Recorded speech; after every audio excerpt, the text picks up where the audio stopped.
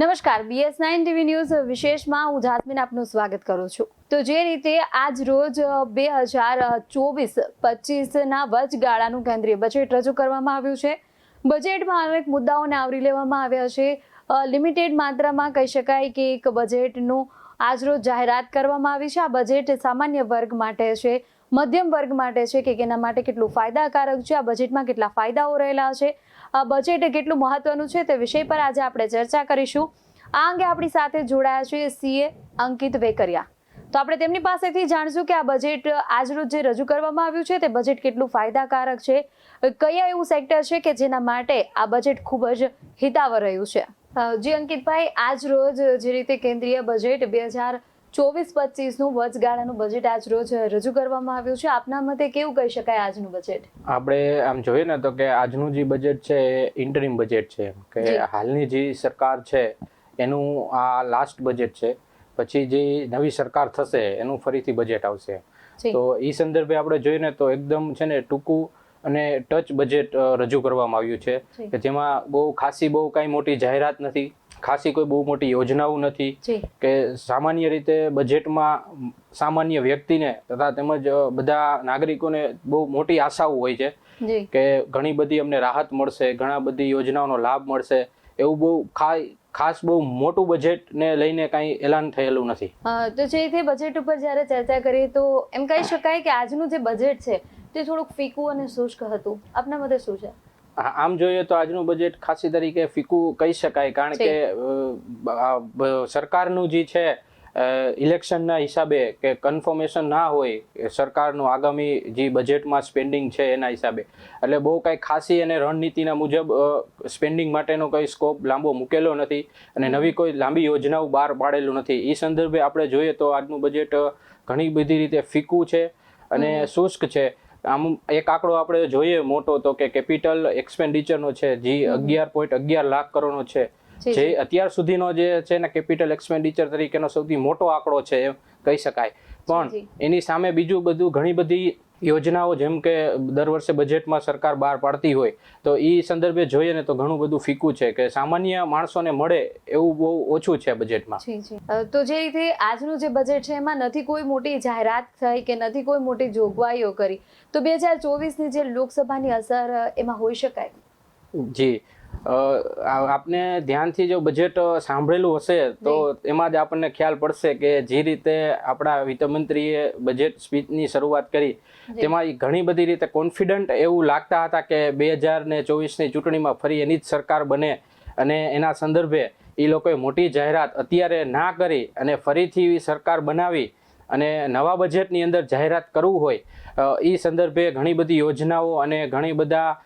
એના પ્લાન્સ છે એને રિઝર્વ રાખ્યા હોય એવી આપણે વાત જાણી શકાય। જી, એટલે ચોક્કસથી કે થોડીક અંશે વધારે ન જોઈએ આપણે કોઈ રાજનીતિ મામલે, પણ થોડાક અંશે 2024ની જે ચૂંટણીઓ છે તેની અસર આ બજેટમાં વર્તાઈ રહી છે। તો બજેટમાં મહત્વનો ભાગ કહી શકાય કે જેમાં સૌ કોઈની નજર હંમેશા માટે મંડાઈ રહેલી હોય છે તેવો છે ઇન્કમ ટેક્સ। જે ઇન્કમ ટેક્સમાં કોઈ પણ પ્રકારનો નથી વધારો અપાયો કે નથી કોઈ રાહત પણ અપાઈ, તો આવું કરવાનું આપના મતે શું કારણ હોઈ શકે? સામાન્ય રીતે સામાન્ય લોકો માટે સૌથી મોટો ફાયદો હોય તો એ બજેટની અંદર ઇન્કમ ટેક્સ હોય છે, કે જે એવો ટેક્સ છે કે જે તમે ને હું કમાય છે, જે આપણા ખીચામાંથી આપણે ડાયરેક્ટ સરકારને જમા કરાવતા હોય છે। તો એ સંદર્ભે આપણે જોઈએ તો કે હાલના જે ઇન્કમ ટેક્સના રેટ છે જે ચાલુ વર્ષમાં એ જ સેમ રેટને કન્ટિન્યુ કરવામાં આવ્યા છે। કોઈ પણ પ્રકારનો વધારાનો ટેક્સનો બેનિફિટ સામાન્ય લોકોને આપવામાં નથી આવ્યો, કે જે ઇન્કમ ટેક્સનો 7 લાખ સુધીની જે નવા ટેક્સ રિજીમ મુજબની છૂટ છે એને કન્ટિન્યુ કરવામાં આવી છે, અને જૂના જે ઓલ્ડ રિજીમ છે જેમાં રિબેટ સાથે 5 લાખ રૂપિયા સુધીનો ટેક્સ માફી છે એ જ વસ્તુને આગળ કન્ટિન્યુ કરવામાં આવી છે। હા, એક વસ્તુ જરૂર કહી શકાય કે આ બજેટ પહેલાં કે સામાન્ય માણસોને ઘણી બધી એવી આશા હતી કે ટેક્સની જે 7 લાખની લિમિટ છે એમાં થોડો ફર્ધર વધારો મળે અને 7 લાખની જગ્યાએ થોડીક વધારે ટેક્સની છૂટ મળે, જેથી કરીને આપણા પોતાના ટેક્સના પૈસા થોડા બચે તો ડાયરેક્ટ આપણા પોકેટમાં એ સેવિંગ થાય છે, કારણ કે જે ટેક્સ છે એ આપણે ડાયરેક્ટ સરકારને આપણા ઇન્કમમાંથી જ દેવાનો હોય છે। તો એ સંદર્ભે આપણે જોઈએ તો ઇન્કમ ટેક્સમાં કોઈ પણ પ્રકારનો બદલાવ આ બજેટની અંદર કરવામાં નથી આવ્યો, અને જે જૂના ટેક્સના રેટ છે એ જ ટેક્સના રેટ કન્ટિન્યુ કરવામાં આવ્યા છે. તેવી જ રીતે જોઈએ તો આપણે ઇન્કમ ટેક્સની અંદર કલમ 80C છે કે જેની અંદર હાલમાં જૂના ટેક્સ રિજીમમાં જો તમે જાતા હોય તો 1.5 લાખ સુધીનું આપણને ટેક્સમાં બાદ મળે છે આપણા રોકાણ ઉપર. તો એમાં પણ સામાન્ય લોકોને ઘણી બધી આશા હતી કે એ વધારો કરી અને 2-2.5 લાખ સુધી લઈ જવામાં આવે, પરંતુ તે પણ કોઈ પણ પ્રકારનો ચેન્જીસ એ બાબતે પણ કરવામાં આવેલ નથી. એટલે જે જૂનું માળખું છે એ સંપૂર્ણપણે એ જ માળખું આગલા વર્ષની અંદર લઈ જવામાં આવે છે તેવું આપણને આ બજેટની અંદર જણાઈ રહ્યું છે. જેથી આ બજેટને જો ડાયરેક્ટ સામાન્ય વ્યક્તિ સાથે જોડવામાં આવે તો ટેક્સની બાબતમાં જે પણ આપણો ખર્ચ હતો કે ટેક્સ આપણે જે કાંઈ આપવાનો થતો તો આપણી ઇન્કમ મુજબ એ જ રીતે આપવાનો છે. એમાં કોઈ પણ પ્રકારની અલગથી આપણને સેવિંગ અથવા તો આપણી કોઈ બચત થાય એવું આ બજેટમાં ઇન્કમ ટેક્સ ઉપરથી આપણને ક્યાંય ટેક્સના રેટમાં ફેરફાર જણાતો નથી. જી ચોક્કસથી. તો જે રીતે ઇન્કમ ટેક્સ જે મહત્વનો એક બજેટમાં આવરી લેવાનો મુદ્દો છે તેમાં કોઈ પણ રાહત મળી નથી, જેથી કરીને ઇન્કમ ટેક્સ બાબતે જે લોકોને જે સમસ્યાઓ હતી કે જે પ્રશ્નો હતા તે તેમને તેમ જ છે. હવે જે રીતે અંકિતભાઈ આ બજેટથી આપણે ઇન્કમ ટેક્સની જે વાત કરી તેમાં મધ્યમ વર્ગ અને આ બજેટને લઈને મધ્યમ વર્ગને શું ફાયદો થશે કે નુકસાન રહેશે, શું કહેશો? મધ્યમ વર્ગ અને સામાન્ય વર્ગ માટે જે જોવા જઈએ ને તો કોઈ ખાસી એમાં એવી કોઈ છે જાહેરાત નથી. 1-2 યોજના જે સરકારે બહાર આમાં જાહેરાત કરી છે, જેમ કે આપણે સોલાર પેનલ માટેની જાહેરાત જે કરી હતી આપણે શ્રી રામ અયોધ્યા મંદિરની સ્થાપના વખતે 22 જાન્યુઆરી, એ જ યોજનાનો ફરીથી આમાં ઉલ્લેખ કરવામાં આવ્યો છે. તો એના હિસાબે જે આપણે જોઈએ તો કે સોલારના હિસાબે આપણી થોડી ઘણી સેવિંગ થાય એ એક છે. બાકી ટેક્સના હિસાબે અથવા તો કોઈ એવી સ્પેશિયલાઇઝ બચત સ્કીમ કે આ તે કોઈ એવી યોજના નથી કે જેથી સામાન્ય વર્ગને કોઈ પણ ડાયરેક્ટ રીતે ફાયદો થતો હોય. તો જે રીતે અંકિતભાઈ 1 કરોડ લોકોને 300 યુનિટ વીજળી મફત આપવાની પણ જાહેરાત કરી છે, તો તેનાથી શું ફાયદો થઈ શકે છે? આપણે અત્યારે જોઈએ જ છીએ કે ભારત સરકારની જે અત્યારની હાલની પોલિસી છે રિન્યુએબલ એનર્જી, ગ્રીન એનર્જી અને હાઇડ્રો એનર્જી ઉપર જે અત્યારે સરકાર એકદમ સખ્તપણે કામ કરી રહી છે અને જે રીતે એ લોકો પોલિસી લાવી રહ્યા છે અને ખાસ કરીને રિન્યુએબલ એનર્જી અને સોલાર એનર્જીને જે રીતે પ્રમોશન અત્યારે સરકાર હાલ આપી રહી છે તે જ વસ્તુ અને તે જ એની યોજનાને આગળ વધારતા સરકારે જે જાહેરાત કરી છે કે ભાઈ 1 કરોડ મકાન ઉપર સોલાર પેનલ લગાવવાનો જે એની યોજના બહાર પડી છે, તેનાથી ઘણી બધી સામાન્ય લોકોને એનાથી ફાયદો થશે. તેમજ સોલાર સાથે સંકળાયેલી વિવિધ પ્રાઇવેટ સેક્ટરની તેમજ રાજકીય સેક્ટરની કંપનીઓ છે તેને ઘણો બધો ફાયદો થઈ શકે તેમ છે. કારણ કે તેનાથી આખું જે અત્યારે ભારત અને આપણું સરકારનો જે ધ્યેય છે કે આપણે સંપૂર્ણપણે રિન્યુએબલ એનર્જી ઉપર જે શિફ્ટિંગ કરવાની વાત છે, તેનાથી આપણને જોઈ શકે આપણે આપણા ઘર ઉપર કે સોલાર પેનલ આ તે લગાવી તો 300 યુનિટ સુધીનું એમાં જે કાંઈ વીજળીનું આપણું બિલ છે એ માફ થઈ જતું હોય. કારણ કે એ સોલાર પેનલથી જે કાંઈ ઉત્પાદન થાય છે તેમાં 300 યુનિટ સુધી આપણને માફી મળે છે અને વધારાનું જે કાંઈ આપણો એમાં જનરેશન થાય છે તે આપણે પ્રાઇવેટ સેક્ટર અથવા તો રાજકીય અથવા તો કેન્દ્રીય સરકારની વિદ્યુત કંપની છે તેને આપણે એ વેચી શકીએ છીએ. તો એ દ્રષ્ટિએ જોવા જાય તો સામાન્ય વ્યક્તિ માટે ઘણો બધો એમાં ફાયદો છે. હા, પણ સરકારે એમાં જે કંઈ સબસિડીના નોર્મ્સ મૂકેલા છે કે ભાઈ આપણે એ પેનલ લગાવી છે તો કેટલી સબસિડી છે, તો એમાં ક્યાંક ને ક્યાંક મધ્યમ વર્ગ અને સામાન્ય વર્ગના લોકોને એ એક આશા હતી કે એમાં જે કંઈ સબસિડી મળી રહી છે એમાં થોડો ઘણો વધારો થાય તો એના હિસાબે જે કંઈ એક્સપાન્શન છે કે ગ્રોથ છે એ થોડોક ઝડપથી થઈ શકે અને સામાન્ય વ્યક્તિ એ બાબત ઉપર થોડોક વધારાથી આકર્ષાય તો એ આપણું જે ગોલ છે એ થોડોક ઝડપથી પૂરો થઈ શકે. પણ હાલને બજેટમાં કોઈ સબસિડીમાં કોઈ એમાં ફેરફાર થયેલ નથી. જી ચોક્કસથી. તો માલદીવ સાથે જે ચાલી રહેલા તણાવ છે, લક્ષદ્વીપને લઈ મોટી ભેટ આપવાની પણ જાહેરાત કરવામાં આવી છે, તો કે આપણે થોડાક અંશે એવું વિચારી પણ શકીએ ને કહી પણ શકીએ કે બજેટમાં ક્યાંક જૂની અદાવતમાં પણ થોડુંક સ્થાન આપવામાં આવ્યું હોય, શું કહેશો? આપણે બધા જાણતા જોઈએ કે હાલની જે કાંઈ તાજેતર વાત થઈ છે કે લક્ષદ્વીપ છે, માલદીવ છે, એના સંદર્ભમાં અને જે રીતે અત્યારે ભારત સરકારની ટુરિસ્ટ ઉપરની જે કાંઈ એની પોલિસી ચાલી રહી છે કે ભાઈ દેશને એક ટુરિસ્ટ દેશ તરીકે પણ આગળ વધારવો અને નવા સ્થળો અને નવા ટુરિસ્ટ પ્લેસનું ભારતની અંદર જનરેશન કરવું અને એને ડેવલપ કરવું, એ પણ એક ખાસો અત્યારની સરકારનો એક હિટ પોઈન્ટ રહેલો છે. તેવી જ રીતે આપણે જોઈએ કે ભાઈ આપણે જોયેલું ભૂતકાળમાં કે લક્ષદ્વીપ ઉપર આપણે ખાસા એવા કહેવાય ને કે ડેવલપ કરવાની વાત છે અને એને પ્રમોટ કરી અને એને એક ટુરિસ્ટ પ્લેસ તરીકે બેસ્ટ ડેસ્ટિનેશન તરીકે જાહેર કરી અને એને આગળ વધારવાની વાત છે. તો એના માટે સરકારે ઘણો બધો ટુરિસ્ટ માટેનો પ્રયાસ આ બજેટની અંદર કરેલો છે, જેમાં લક્ષદ્વીપને સ્પેશિયલ ડેવલપમેન્ટ કરવા માટે એક અલગથી ફંડ પણ ફાળવેલ છે અને 75,000 કરોડનું દરેક રાજ્ય સરકારને અલગથી ફંડ ફાળવેલ છે, જે 50 વર્ષની વ્યાજ માફી સાથેની લોન દરેક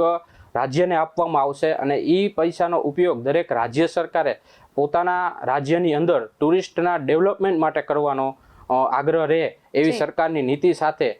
સરકાર ટુરિસ્ટને પ્રમોટ કરવા માગે છે. હવે થાય છે એવું કે ટુરિસ્ટને પ્રમોટ કરે તો એની સાથે ઘણી બધી સામાન્ય વ્યક્તિ અને રોજગારી પણ ક્રિએટ થઈ શકે છે, કારણ કે સરકાર એક એવી વસ્તુ છે કે જે ઇન્ફ્રાસ્ટ્રક્ચર આપણને ઊભું કરી દઈ શકે કે ભાઈ રોડ રસ્તા બનાવી દઈ શકે, રેલવે સ્ટેશન છે, નજીકના એરપોર્ટ બનાવી દઈ શકે, પણ જે કાંઈ ટુરિસ્ટ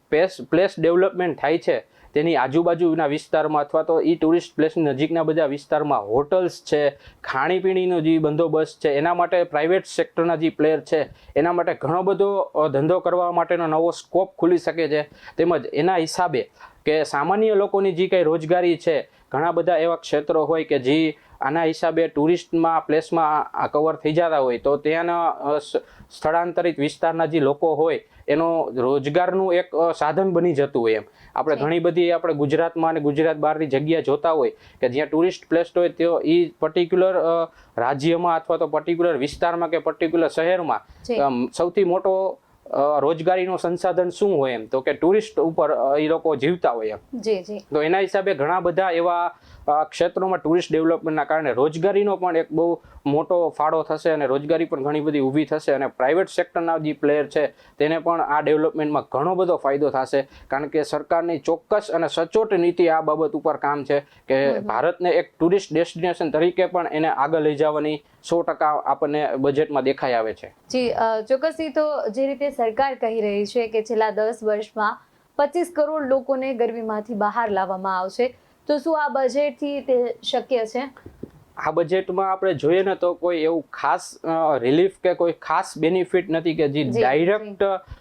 મધ્યમ વર્ગ કે ગરીબી વર્ગને પાસ ઓન થતો હોય. હા, સરકારે જે કંઈ દાવો કર્યો છે કે 10 વર્ષમાં 25 કરોડ લોકોને બેરોજગારીમાંથી બહાર રહેવા, એ આંકડો તો એ લોકોના કેલ્ક્યુલેશન મુજબ એ લોકોએ કરેલો હોય, પણ આ બજેટને જોતા આપણે એક જે ખાસો અત્યાર સુધીમાં ગરીબી રેખામાંથી બહાર લેવાતો તો ગરીબોને કાંઈ ડાયરેક્ટ સહાય મેળવી એવો આપણે પ્રોજેક્ટ જોતા હોય તો કે આવાસ યોજના છે એમ, તો આપણા સંપર્કમાં હોય અથવા તો આપણે જાણતા હોય કે આપણી સામે કામ થયેલું છે એવું ઘણું બધું આપણે જોયેલું છે કે ના, ખરેખર સરકારે આવાસ યોજનાના બિલ્ડિંગ્સ છે, મકાન બનાવ્યા છે અને નાના વર્ગ તથા મધ્યમ વર્ગ અને ગરીબ વર્ગના લોકોને ફાળવેલા છે. તેમાં આ બજેટમાં એ લક્ષી અને 2 કરોડથી વધારી અને 3 કરોડ સુધી લઈ જવામાં આવ્યો છે, જેથી એ એક કહી શકાય કે એના હિસાબે સામાન્ય વર્ગ અથવા તો ગરીબ વર્ગને એ એક ફાયદો થઈ શકે કે પોતાનું એક મકાન બની જાય અને સરકારની આવાસ યોજનાની અંદર એને પોતાના મકાનનો ફાયદો મળે. જી અંકિતભાઈ, જે રીતે આ બજેટ છે એમાં એવા કયા મુદ્દાઓ છે કે જે મહત્વના પાસા કહી શકાય? આ બજેટ આમ જોઈએ ને તો એકદમ ટૂંકું અને ટચ બજેટ છે, એટલે ખાસ કોઈ એવી આપણે વાત કરી કે યોજના નથી. સૌથી 2 થી 3 મહત્વની વસ્તુ છે તો કે અત્યારે જે કેપિટલ એક્સપેન્ડિચર એટલે કે કેપેક્સ માટેનો જે સરકારે આંકડો આપ્યો છે 11.11 લાખ કરોડનો, એ અત્યાર સુધીના બધા બજેટમાં નો હાઈએસ્ટ આંકડો છે. કે અત્યારનું આપણું જે કાંઈ અર્થતંત્ર છે કે ભારત એક અમૃતકાલમાં ચાલી રહ્યું છે, આપણે જાણી કે વિકસિત ભારત તરફ આપણે આગળ વધી રહ્યા છીએ, તેવા સમયમાં 11.11 લાખ કરોડનો કેપેક્સનો આંકડો એ સામાન્ય રીતે જોઈએ તો ઘણો બધો મોટો આંકડો છે. તો એ આપણે મહત્વના મુદ્દા તરીકે બજેટમાં જોઈ શકીએ. તેમજ આપણે સોલાર અને રિન્યુએબલ એનર્જી ઉપર સરકારનું જે ફોકસ આપણે વાત કરી, એ લોકો સરકારની એવી પણ રણનીતિ છે કે ઝાઝામાં ઝાઝી ઇલેક્ટ્રિક બસ અને ઇલેક્ટ્રિક વાહનો ઉપર પબ્લિકનું શિફ્ટિંગ થાય અને પબ્લિક ટ્રાન્સપોર્ટ માટે ઇલેક્ટ્રિક બસોનો ઉપયોગ કરે, તેમજ સોલાર પેનલ લગાવીને રિન્યુએબલ એનર્જીનું ઉત્પાદન કરવાની વાત છે. તો એ એક મહત્વનો પાસો છે. તેમજ ટુરિસ્ટને જે ડેવલપ કરવાની વાત છે તો એ એક નવો અને સચોટ રણનીતિ મુજબનો એનો મુદ્દો છે, તો એ પણ એક મહત્વનો મુદ્દો આપણે બજેટની અંદર કહી શકાય. જી અંકિતભાઈ, હાલની જે સરકાર છે એમાંનું આ છેલ્લું બજેટ આપણે ગણી કે આ છેલ્લું બજેટ છે, તો આવનારી જે સરકાર છે કે પછી તે સરકાર રિપીટ થાય કે સરકાર ચેન્જ થાય કે જે પણ હોય, પણ તેમાં બજેટને લઈને કેવી અપેક્ષાઓ દેખાઈ રહી છે? હાલનું જે બજેટ છે આપણે જાણીએ કે આ સરકારનું હાલની સરકાર મુજબનું છેલ્લું બજેટ ગણી શકાય. પછી જે નવી સરકાર આવશે એનું નવું બજેટ એ જાહેર કરશે, પણ જ્યાં સુધી અત્યારની સરકારને જે રીતનું એને વિશ્વાસ છે કે એને જે કામ કર્યું છે આ બજેટની અંદર, એને ઘણી બધી એ પણ વાતો કરેલી છે કે જેને પાસ્ટમાં જે ટ્રેક રેકોર્ડ એને આપેલો છે અને એમાં એને જે કામ કર્યું છે એ પણ આપણા વિત્ત મંત્રીએ બજેટની અંદર વાત કરી હતી કે જીડીપીનો આપણો જે ગ્રોથ છે કે જૂનો આપણો 5 ફિસ્કલ ડિફિસિટનો જે આંકડો આપણો મોટો હતો 5.8 એને ઘટાડી અને 5.1 સુધીનો એનો ટાર્ગેટ છે અને 2025માં 4.5 સુધી લઈ આવવાનો ટાર્ગેટ છે. તો એ બહુ એક ભારત માટે સારામાં સારી વાત કહેવાય કે જેટલામાં જેટલી ફિસ્કલ ડેફિસિટ ઓછી હોય એ સામાન્ય માણસો અને તમારા અને મારા માટે એક પ્રકારનું ઓછું દેવું છે એવું આપણે કહી શકાય. તો એ એંગલથી જોઈએ તો રાજકીય કારણ અને હાલની સરકાર મુજબ એક માટેની એક સારી અને કહેવાય ને કે સત્યની બાબતમાં એની એક અત્યાર સુધીની જે કંઈ યોજનાઓ છે એમાં એને થોડું ઘણું એનું એક્ઝિબિશન અને ટૂંકમાં એક્ઝિક્યુશન કરેલું છે એવું આપણને નજર પડે. એવી જ રીતે આપણે જોઈએ કે હાલમાં આપણું ભારતનું જે સ્થાન વિશ્વની અંદર જે રીતે એકદમ કદ વધી રહ્યું છે કે અત્યારે દુનિયાની સૌથી ચોથી મોટી ઇકોનોમી તરીકે ભારતનું નામ આવી રહ્યું છે અને દરેક નાનામાં નાના અને મોટામાં મોટા પ્રશ્નના સમાધાન તરીકે અત્યારે દુનિયા ભારત તરફ જોઈ રહી છે. અને તેવા આપણા જે ભારતનું સ્થાન અને આપણી અર્થવ્યવસ્થા જે રીતે અત્યારે એકદમ વાટા ઉપર ચાલી રહી છે એમાં કોઈ પણ પ્રકારનો ઝાઝો ફેરફાર સરકારે ના કરી અને એ જ ગતિ અને એ જ અર્થતંત્રને આગળ લઈ જવા માટેનો પ્રયત્ન કરેલો છે, જેથી આપણે કહી શકાય કે આ બજેટમાં કોઈ એવી નેગેટિવ વાત સરકારે કરેલી નથી. જે નેગેટિવ નથી કરેલી એ પણ આપણા માટે કાંઈ ખરાબ નથી, એ એક સારી જ વાત છે કે કોઈ એવી યોજના કે આપણે જેમ વાત કરી કે ઇન્કમ ટેક્સમાં કોઈ ફેરફાર નથી, તો ઇન્કમ ટેક્સમાં ફેરફાર નથી, નેગેટિવ ફેરફાર નથી, એ પણ એક આપણા માટે પોઝિટિવ છે કે કોઈ પણ પ્રકારનો ટેક્સમાં વધારો સરકારે કરેલ નથી. આપણે જાણીએ છીએ કે આ વખતે જે સામાન્ય માણસોનું જે ટેક્સનું કલેક્શન છે કે જે તમે ને હું આપી છે ટેક્સ, એ કલેક્શન કોર્પોરેટ ટેક્સ કરતાં આ વર્ષે વધી ગયેલ છે. એટલે કે સરકારી અને ગવર્મેન્ટ પ્રાઇવેટ કંપની જે કોર્પોરેટ ટેક્સ કંપનીવાળા ભરે છે એનાથી સામાન્ય માણસોનું ટેક્સ પેમેન્ટ વધી ગયું છે, છતાં પણ સરકારે કોઈ એમાં ફારફેર કરેલ નથી, એટલે કે કોઈ પણ ટેક્સના વધારા કરેલ નથી. અને બીજું આપણે જોઈએ કે અત્યારે શેર માર્કેટનો જે જમાનો ચાલી રહ્યો છે હાલમાં, એ એંગલથી આપણે આ બજેટને જોઈએ તો ઘણા બધા એવા આપણને આશા હોય કે આ બજેટમાં એકદમ વધારે આવશે અથવા તો કાંઈક ખરાબ આવશે એવી બીક પણ હોય. તો એ એંગલથી આપણે જોઈએ તો કાંઈક ખરાબ નથી, એ પણ શેર માર્કેટ માટે અને માર્કેટ માટે સારી વાત કહી શકાય. અને જે રીતે માણસોની ઇન્કમ શેર બજારમાં વધી રહી છે એના સંદર્ભમાં જોઈએ તો સરકારે કોઈ પણ એમાં વધારાનો ટેક્સ ક્યાંય લગાડેલ નથી, જેથી કરીને કે આપણી ઈ કોઈ ઇન્કમ છે તો એમાં કોઈ પણ આપણે વધારાનો ટેક્સ દેવાનો થતો નથી, જેમ માળખું છે એમનેમ જ છે. જેથી કરીને ટેક્સમાં ખરેખર બે રીતે ચેન્જીસ થતા હોય. ઘણીવાર એવું થતું હોય કે સરકારને અમુક પાસા એવા લાગતા હોય કે જ્યાં એને ટેક્સનો વધારો કરવાની ઈચ્છા થતી હોય કે જેથી સરકારનું રેવન્યુ અને કલેક્શન વધારે હજી વધે, પણ સરકારે ઈ વધારો પણ ટાળ્યો છે. જે સરકારે વધારો ટાળ્યો છે એ આપણા માટે ફાયદો છે કે જો એ સરકારી વધારો વધારે તો એ આપણને જો નુકસાન થાય તો એ ટેક્સ આપણે વધારે દેવો પડે. એટલે આપણે એ પણ જોઈ શકીએ કે બજેટની અંદર બહુ ખાસા ચેન્જ નથી કર્યા અથવા તો ટેક્સના માળખામાં બહુ ચેન્જ નથી કર્યા, તો ચેન્જ નથી કર્યા એ પણ એક આપણા માટે પોઝિટિવ વાત જ છે. જી. તો જે રીતે આજનું બજેટ છે તેમાં ભલે કોઈ વધારાના કોઈ લોકોને એમ કહેવાય કે આપણે એક લિમિટેડ જ બજેટ છે પણ સાથે કોઈ નુકસાન પણ નથી. ઓમ જોવા જઈએ તો અંકિતભાઈ આજનું જે બજેટ છે કયા સેક્ટર માટે ખૂબ જ મહત્વનું અને ખૂબ જ ફાયદાકારક સાબિત થયું? જનરલી છે બજેટ છે એ ઇન્ફ્રા માટે અથવા તો કેપિટલ એક્સપેન્ડિચર માટે સૌથી વધારે નજરમાં રહેતું હોય, પણ આ વખતે એની સાથે સાથે ગવર્મેન્ટનું ફોકસ ખાસ કરીને ટુરિઝમ ઉપર જે વધ્યું છે, બરોબર, એની સાથે સાથે સોલાર રિન્યુએબલ એનર્જી ઉપર જે વધ્યું છે. તો એ વસ્તુ જોતા આપણને લાગે કે સરકારની ક્યાંક ને ક્યાંક આવનારી સરકાર જે બને છે એ અથવા તો અત્યારની જે સરકાર છે એની પોલિસી કે ભારતને એક રિન્યુએબલ ઉપર ટ્રાન્સફર કરવાનું વિચારી રહ્યા હોય અને ભારતની અંદર જે કાંઈ મેન્યુફેક્ચરિંગ ગ્રોથ છે, સર્વિસ ઇન્ડસ્ટ્રીનો ગ્રોથ છે, એની સાથે ટુરિસ્ટ ઇન્ડસ્ટ્રી પણ એટલી જ ડેવલપ થાય એવું આ સરકાર ઈચ્છી રહી હોય એવું આપણને બજેટની અંદર જાણ લાગે છે. જી જે રીતે આપણે જણાવ્યું કે સોલાર પર રિન્યુએબલ છે, સાથે જ જે ઇન્ફ્રાસ્ટ્રક્ચર્સ ઉપર છે, ટુરિઝમ ઉપર વધુ ભાર મૂકવામાં આવ્યો છે, રેલ પરિવહન પર પણ આ જે બજેટ છે એમાં થોડુંક વધારે ધ્યાન કેન્દ્રિત કરવામાં આવ્યું છે. આપના મતે તો શું કહેશો એને લઈને? રેલવે બજેટની અંદર પણ આપણે જોઈએ તો આમાં આપણને વાત કરી કે 40,000 જે સામાન્ય ટ્રેનના ડબ્બા છે એને ચેન્જીસ કરી અને વંદે માતરમ આપણી ભારત ટ્રેન જે છે એના જે ટ્રેનના ડબ્બા છે, એના જે નોર્મ્સ છે, એનું જે સ્ટાન્ડર્ડાઇઝેશન એના મુજબ એ કન્વર્ટ કરવામાં આવશે, જેથી કરીને શું થશે કે આપણું જે રેલવે ઇન્ફ્રાસ્ટ્રક્ચર છે અથવા તો રેલવે ફેસિલિટીઝ છે તે ક્યાંક ને ક્યાંક એને સરકાર સુધારો કરવા માંગી રહી છે કે સામાન્ય માણસ જ્યારે રેલવેની અંદર સફર કરતો હોય તો એ જે કાંઈ પૈસા આપે છે એની સામે એને પૂરતી સર્વિસ મળે અને પૂરી ફેસિલિટી મળે એવું સરકાર ઈચ્છી રહી છે. તેથી સરકાર સામાન્ય ડબ્બાને ફેર કરી અને તે વંદે ભારતની જે ટ્રેન છે તેના જે ડબ્બા સાથે સરખામણી કરી અને એમાં કન્વર્ટ કરવા માંગી રહી છે, જેથી આપણું રેલવે સેક્ટર છે અને રેલવે સેક્ટરને રિલેટેડ જે કાંઈ રોજગારી છે તેમાં પણ વધારો થશે. તો જે રીતે આજરોજ જે બજેટ રજૂ કરવામાં આવ્યું છે તેમાં કહી શકાય કે થોડુંક આપણને ફીકું શુષ્ક જોવા મળ્યું. ઇન્ફ્રાસ્ટ્રક્ચર્સ છે, સાથે જ ટુરિઝમ જે સેક્ટર છે તેના પર થોડુંક વધારે ભાર મૂકવામાં આવ્યો છે. ઇન્કમ ટેક્સમાં કોઈ પણ પ્રકારનો જે રીતે આપણે જાણ્યું કે ફાયદો કરવામાં આવ્યો નથી, પણ હા આ બજેટમાં ભલે થોડુંક કોઈ પણ ફાયદાઓ કે વધારે પડતું બજેટમાં કંઈ રજૂ કરવામાં નથી આવ્યું, પણ આ બજેટને કારણે કોઈ નુકસાન પણ આપણને હાલ જોવા મળ્યું નથી. અને આવનારી જે નવી સરકાર છે તેમની પાસે બજેટને લઈને પણ આશા અપેક્ષાઓ જોવા મળી રહી છે. તો એક વિશેષમાં નવા વિષય સાથે ફરીથી મળતા રહેશું. જોતા રહો BS9 TV ન્યૂઝ. નમસ્કાર.